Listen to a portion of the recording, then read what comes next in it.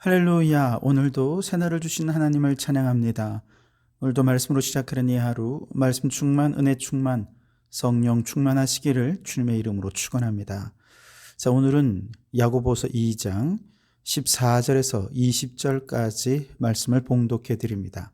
하나님의 말씀을 경청하시기 바랍니다. 내 형제들아, 만일 사람이 믿음이 있노라 하고 행함이 없으면 무슨 유익이 있으리요?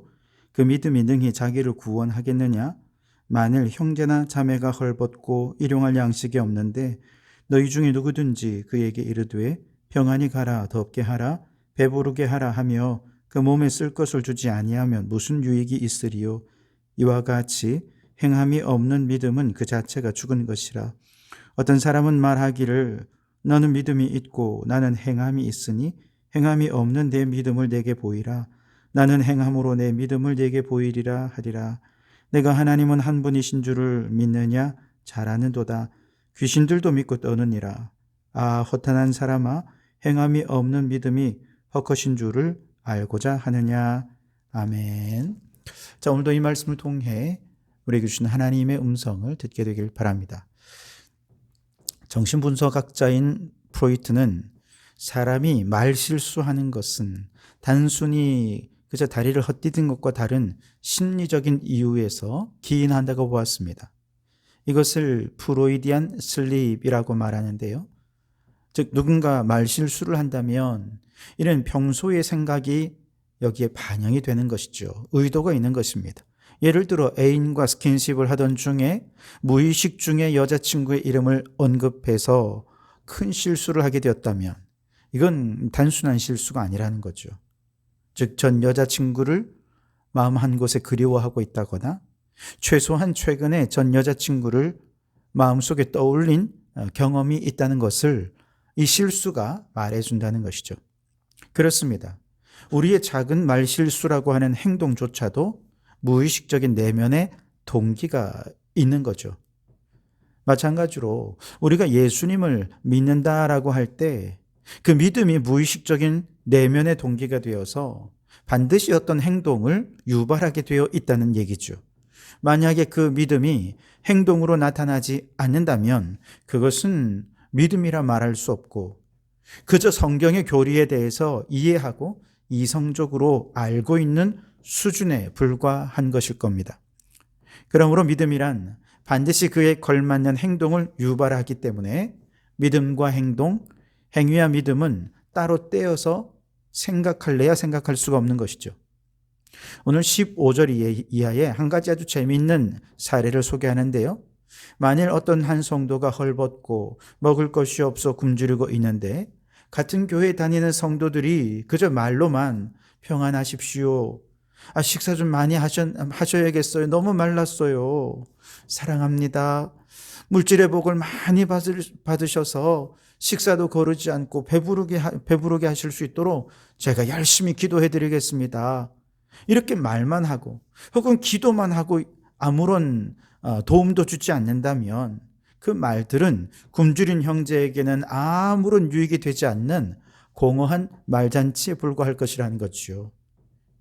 그런데 우리가 정말로 예수님을 믿는다면 특별히 그 믿음이 하나님이 세상을 이처럼 사랑하사 독생자를 주시고 우리를 죄에서 구원하기 위해서 십자가에 죽으신 행동하는 사랑, 이것을 믿는 믿음이라면 마땅히 말로만 사랑한다 말할 것이 아니라 믿음의 행동으로 나타나서 적극적으로 예수님이 우리를 위해 자신의 몸을 내어주신 것처럼 우리도 내 시간을 내고 물질을 내어 형제를 먹이고 배부르게 하는 행동을 감행하게 될 거라는 거죠. 그 굶주린 형제를 위해 성도들이 집에서 반찬 한 가지씩만 만들어서 가져와도 그걸로 나누기만 해도 적어도 우리 교회 안에는 굶주려서 힘들어하는 형제는 없지 않겠습니까? 그래서 초대교회 예루살렘 교회의 경우는 사도들이 앞장서서 구제하는 일에 최선을 다했습니다. 서로 유무상통하며 나누기를 얼마나 힘썼는지요? 나중에는 사도들이 너무 구제에만 헌신해서 문제가 생길 정도였지만 어쨌든 그럴 정도로 초대교회는 형제들 가운데 단 한 사람이라도 굶주린 자가 없도록 최선을 다해 섬겼는데 그냥 불쌍해서 그렇게 한 것이 아니라 예수님을 믿으니까 그 믿음이 동기가 되어 행동으로 나타나더라는 것이죠. 구제뿐만 아니라 믿음은 다양한 행동으로 드러나야 합니다. 창조주 하나님에 대한 믿음은 창조 질서 회복을 위해 우리 동네 쓰레기를 줍고 재활용 쓰레기를 분리수거하는 간단한 실천에서부터 다양한 행동으로 나타나는 것이 마땅하다는 것이죠. 만일 행동으로 드러나지 않고 말로만 하는 믿음이라면 그 믿음은 헛된 믿음이고 죽은 믿음이 될 수밖에 없는 거죠. 17절에 이와 같이 행함이 없는 믿음은 그 자체가 죽은 것이라 그랬습니다. 하지만 이런 죽은 믿음이라면 귀신들도 갖고 있는 믿음입니다. 19절에 내가 하나님은 한 분이신 줄을 믿느냐? 잘 아는도다. 귀신들도 믿고 떠느니라. 누가복음 8장에 보면 예수님께서 거라사 지방으로 들어가셨을 때 귀신 들린 자가 먼저 달려와서 예수님을 알아보고 말하죠. 지극히 높으신 하나님의 아들 예수여. 베드로가 예수님을 하나님의 아들로 고백하기도 훨씬 전이었습니다. 먼저 귀신이 예수님을 향해 달려와 하나님의 아들이라고 고백한 거죠. 여러분이 고백이 신앙의 고백이었을까요? 그렇지 않습니다. 귀신이 예수님을 하나님의 아들로 알기는 했지만 믿지는 않았습니다.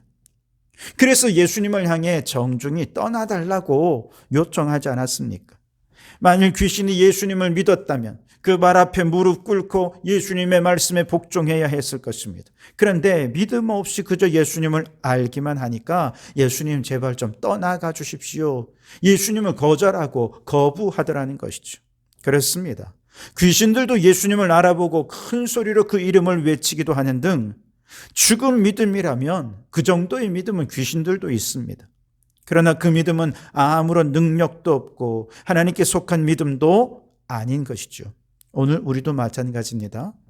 예수님을 향해 하나님의 아들이라 말도 하고 찬양도 하고 기도도 열심히 하지만 그 믿음이 내 삶을 변화시키지 않고 하나님 말씀에 순종하지도 않고 십자가를 지고 주님을 따르는 사명에 헌신하지도 않는다면 그 믿음은 죽은 믿음에 불과한 거란 거죠.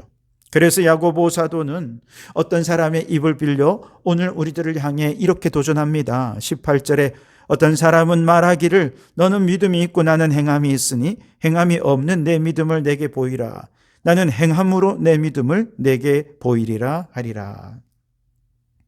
예수님을 그대가 믿는가? 믿는다면 그 믿음이 어떤 행동으로 나타나고 있는지 한번 행동으로 증명해 보라는 것이죠.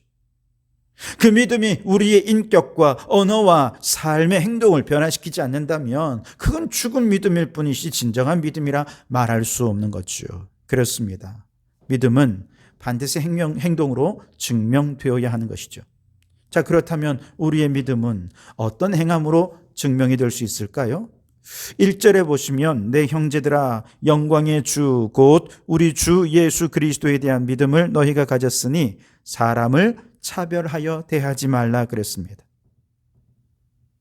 영광의 주 곧 우리 주 예수 그리스도에 대한 믿음을 가졌다면 그 믿음은 차별하지 않는 행동으로 나타나야 한다는 것이죠.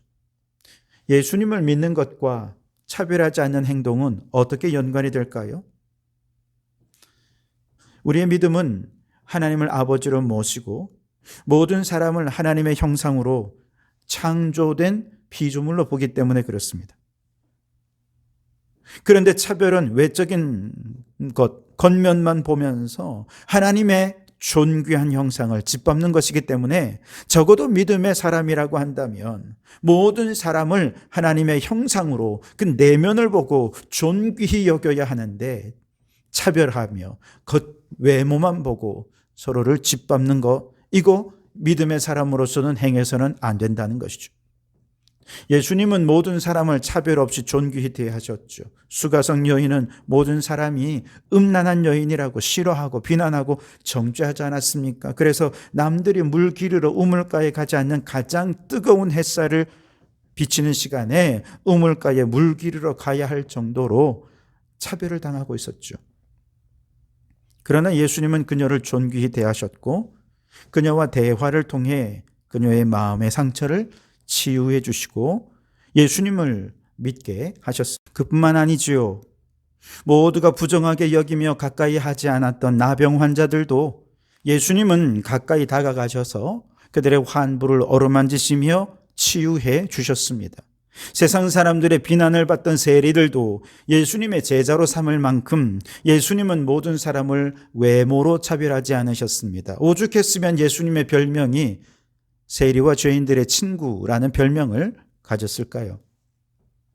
오늘 야고보 사도는 성경에서 대표적인 차별 한 가지를 소개하는데요. 2절 이하에 보면 회당에 금가락지를 끼고 아름다운 옷을 입은 사람은 좋은 자리에 앉도록 권하면서도 남루한 옷을 입은 가난한 사람이 회당에 들어오면 거기 서 있든지 아니면 내 발등상 아래에 앉으라 하면서 겉모습으로 사람을 판단하고 차별하는 경우에 대해 이야기합니다. 그런데 4절에 보면 바로 이러한 차별이 어떤 죄이냐? 악한 생각으로 판단하는 자가 되는 죄를 범하는 것이라 그랬습니다. 부자와 가난한 자를 차별하고 많이 배운 사람과 못 배운 사람을 차별하고 건강한 사람과 건강하지 못한 사람, 젊은 사람과 나이 든 사람, 남자와 여자 등등 모두 차별하는 그 자체는 악한 생각으로 서로를 판단하는 죄를 범하는 것이라는 거죠. 특별히 믿음의 형제 자매들 사이에 이러한 차별은 앞서도 말씀드린 대로 하나님의 형상으로 창조된 존재에 대한 모독이요, 더 나아가 그를 창조하신 하나님에 대한 모독이 되는 것이죠. 또한 사람을 차별하는 것은 하나님의 말씀을 어기는 죄를 범하는 것이지요. 8절과 9절에 너희가 만일 성경에 기록된 대로 내 이웃 사랑하기를 내 몸과 같이 하라 하신 최고의 법을 지키면 잘하는 것이거니와 만일 너희가 사람을 차별하여 대하면 죄를 짓는 것이니 율법이 너를 범법자로 정죄하리라 그랬습니다. 예수님은 성경을 압축해서 한마디로 어떻게 정리하셨습니까? 하나님 사랑, 이웃 사랑으로 요약하셨죠. 그런데 차별은 뭡니까?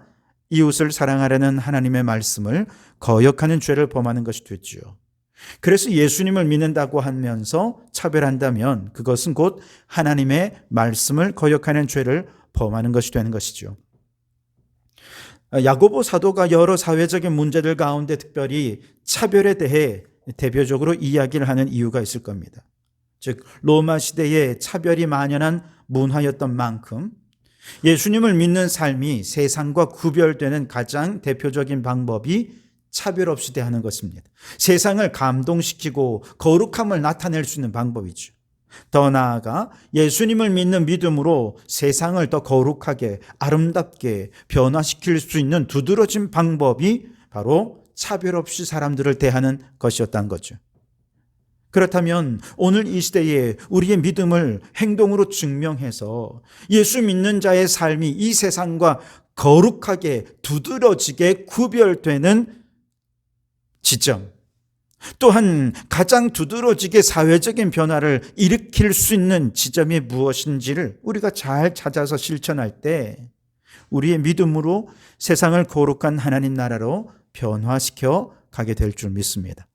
그러니 여러분 지혜롭게 행하셔서 오늘 이 시대에 가장 영향력 있고 가장 선하게 하나님의 뜻을 이룰 하나님의 백성으로 지혜롭게 살아가는 성도들이 되실 수 있기를 주님의 이름으로 축원합니다.